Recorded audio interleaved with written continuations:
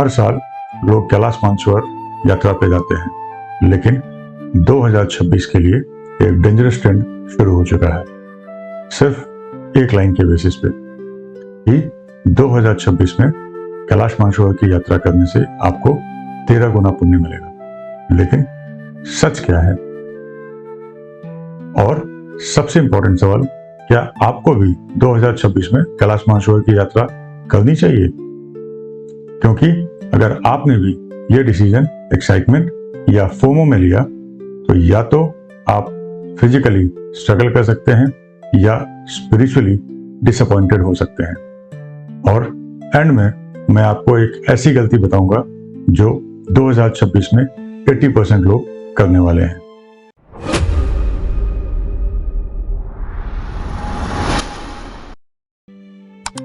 नमस्कार, मैं हूं आशुतोष शर्मा, डायरेक्टर आशीर्वाद हॉलिडेज प्राइवेट लिमिटेड। मैं मानता हूं कि एक इन्फॉर्म ट्रैवलर ही एक सेफ ट्रैवलर होता है, और इसीलिए हम कहते हैं जाने से पहले जाने, no before you go. Kailash Mansarovar सिर्फ एक ट्रिप नहीं, ये एक संकल्प है। और 2026 को लेकर जो 13 गुना पुण्य की बात चल रही है, आज हम उसको इमोशनल नहीं, क्लियर और प्रैक्टिकल तरीके से समझेंगे। इस वीडियो में मिलेगी आपको फुल क्लैरिटी।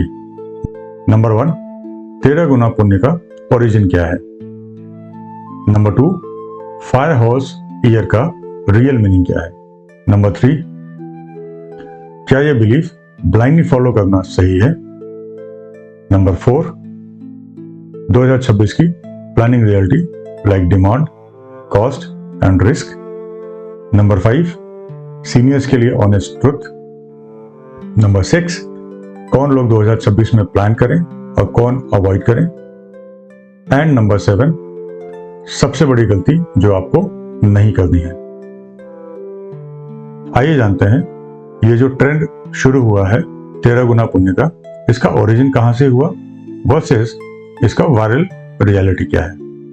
सबसे पहले ये 13 गुना पुण्य वाली बात आई कहां से?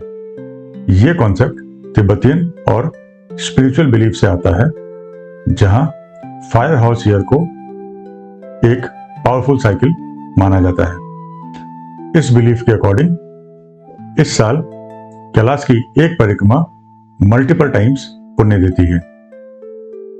लेकिन यहां एक इंपॉर्टेंट चीज समझिए, ये वायरल वर्जन और ओरिजिनल बिलीफ में डिफरेंस है। ओरिजिनल बिलीफ स्पिरिचुअल है, जबकि वायरल वर्जन सिंप्लीफाइड और एग्जरेटेड है। सोशल मीडिया के शॉर्ट्स के कंटेंट के बेसिस पे डिसीजन मत लीजिए, फुल कॉन्टेक्स्ट को समझिए।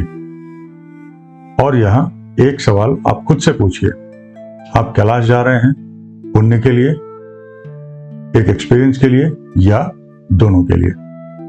फायर हाउस ईयर का रियल कॉन्टेक्स्ट क्या है?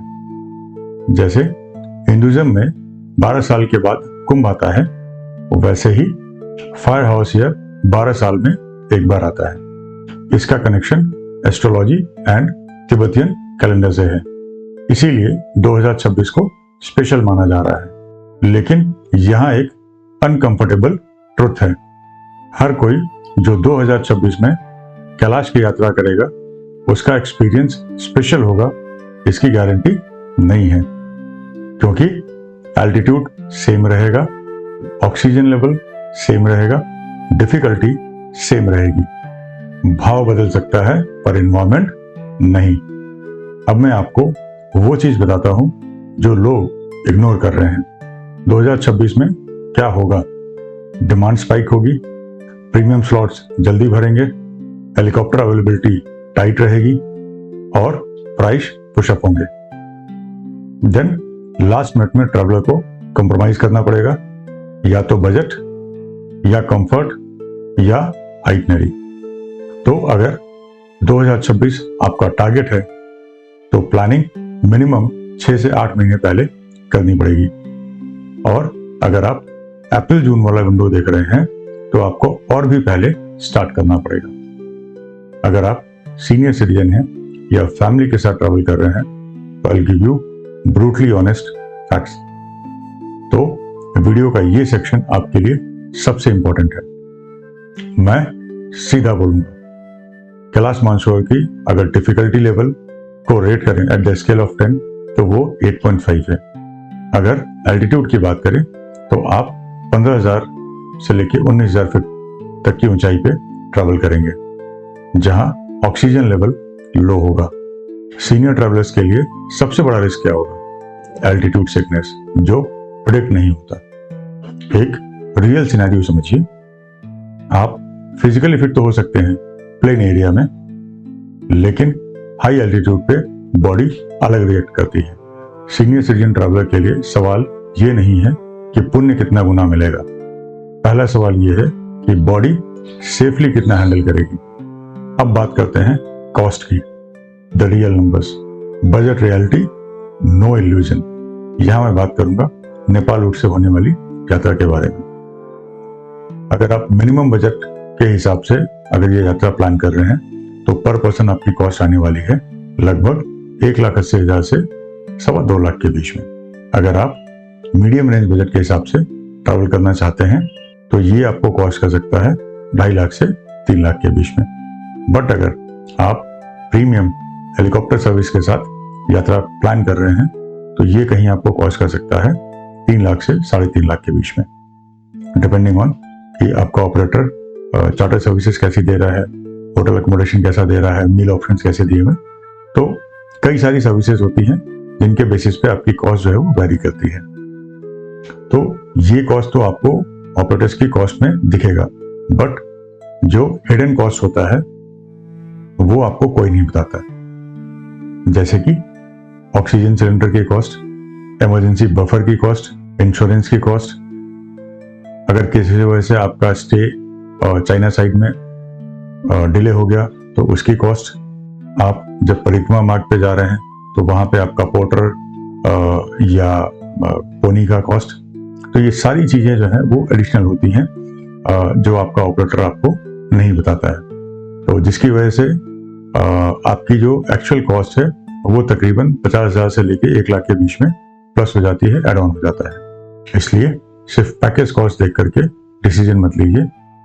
उस पैकेज में क्या इंक्लूडेड है, क्या हिडन कॉस्ट है, इमरजेंसी के दौरान किन किन फैक्टर्स के अलग से चार्जेस पे करने पड़ेंगे, ये सारी चीजों की क्लैरिटी अवश्य लें। 7 बिगेस्ट मिस्टेक्स जो कैलाश मानसरोवर की यात्रा करने वाले ट्रैवलर्स करते हैं, ये वो सेक्शन है जो आपको बचाएगा। आइए जानते हैं मिस्टेक्स के बारे में। Mistake number 1, FOMO booking. Like अभी आपको ट्रेंड मिल रहा होगा, शॉर्ट्स देख रहे होंगे कि सीट्स फुल हो रही हैं, प्रीमियम डेट्स हैं, जल्दी बुक कीजिए। और उस टाइम पे आपने ये नहीं देखा कि क्या आप सही में प्रिपेयर्ड हैं इस यात्रा को करने के लिए, क्या आप फिजिकली फिट हैं, आपने अपनी सारी प्लानिंग कर रखी है या नहीं। Mistake number 2, health ignorance.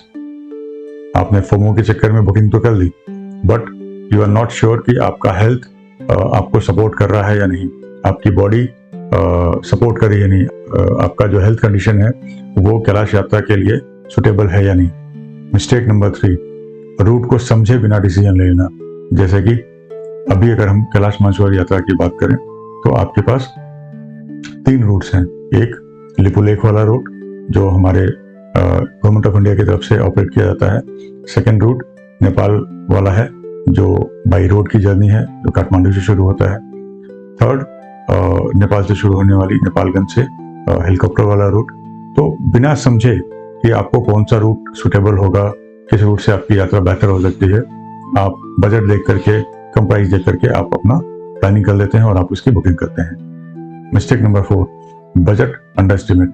Like आपने 3-4 ऑपरेटर्स को अप्रोच किया जिन्होंने सबसे कम प्राइस दिया, आपने उनसे थोड़ी बहुत बात करी, थोड़ा बहुत समझा और आपने पैकेज को कंफर्म कर लिया, बुक कर लिया। आपने ये जाना ही नहीं उस प्राइस में पर्टिकुलर ऑपरेटर ने आपको क्या ऑफर किया है, क्या इंक्लूड है, क्या एक्सक्लूड है, इमरजेंसी में क्या चीजें आपको एक्स्ट्रा पे करने वाली हैं, यात्रा रूट्स पे आपको क्या क्या चीजें वो प्रोवाइड कर रहे हैं, क्या एडिशनल चीजें आपको अलग से जाके परचेज करनी है। Mistake number 5, emotional over expectation. Means कि आप इस यात्रा से इतनी ज्यादा एक्सपेक्टेशन रख लेते हैं कि आप वहां जाएंगे, आपको सब जगह जो है वो लग्जरी कंफर्ट मिलेगा, आप आराम से जैसे नॉर्मल दूसरी यात्रा इंडिया में करते हैं, लाइक चारधाम यात्रा भी आप करके आते हैं, तो वैसी कोई यात्रा होगी। तो मैं यहाँ पे आपको क्लियर करूँ कि श्री कैलाश मानसरोवर की यात्रा काफ़ी डिफिकल्ट यात्रा है, और जब तक आप नेपाल में और तिब्बत के कुछ पोर्शन में आपको तो नॉर्मल होटल कंफर्ट स्टे आपको मिलता है, बट जब आप परिक्रमा मार्ग पे जाते हैं तो ना तो वहाँ आपको बेटर होटल अकोमोडेशन मिलता है, टॉयलेट भी वहाँ उसके साथ अटैच नहीं मिलता है स्टेज के साथ। आपको बाहर खुले में जाना होता है, ओपन में जाना होता है। तो ये सारी चीज़ें जो है आप ऐसी एक्सपेक्टेशन रखते हैं कि भाई नॉर्मल जैसी यात्रा आपकी सारी जगह आपने करी है, आपको वैसा मिलेगा। नहीं, ऐसा नहीं है। श्री कैलाश मानसरोवर की यात्रा जो है काफ़ी डिफिकल्ट है। Mistake number 6, last minute planning. मतलब ये आपने देखा कि आपके आसपास के लोग कैलाश मानसरोवर की यात्रा प्लान कर रहे हैं, आपके रिलेशन में कुछ लोग जा रहे हैं, और आपने उनको देख करके कहा कि चलो यार मैं भी प्लान करता हूँ, मैं भी आपके साथ ज्वाइन करूंगा।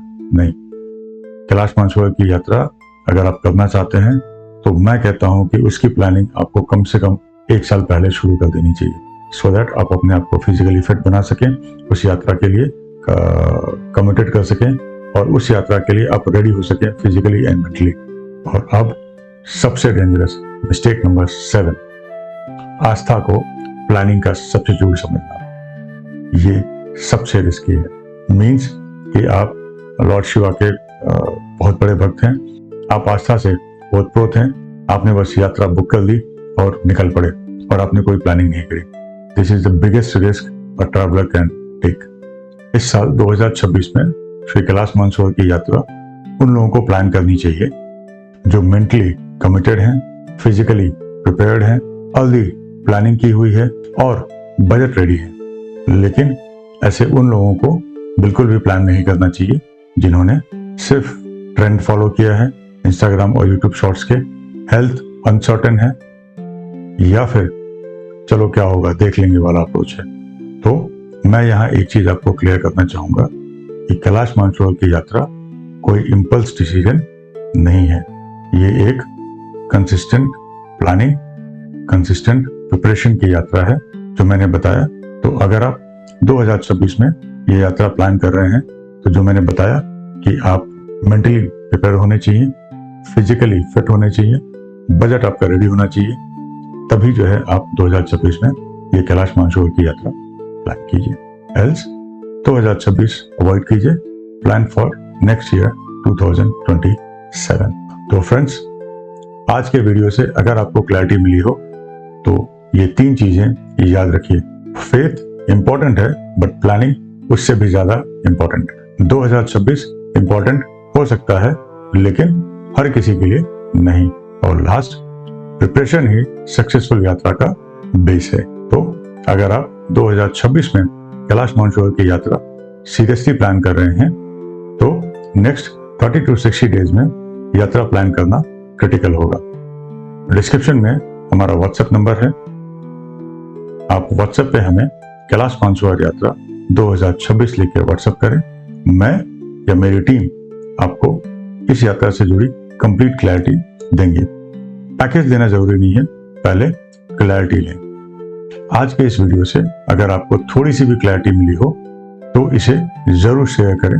हो सकता है आपकी वजह से किसी और की यात्रा सही डायरेक्शन में प्लान हो जाए। चैनल को सब्सक्राइब करें ताकि आप हर जर्नी को जाने से पहले जाने के साथ प्लान कर सकें। और अगर आपके मन में कोई भी सवाल है तो कमेंट जरूर करें, मैं पर्सनली उन्हें एड्रेस करने की कोशिश करता हूं। मिलते हैं अगले वीडियो में एक नए डेस्टिनेशन, एक नए पर्सपेक्टिव के साथ। तब तक अपना ध्यान रखें, फिट रहें। जय शंभू, जय हिंद।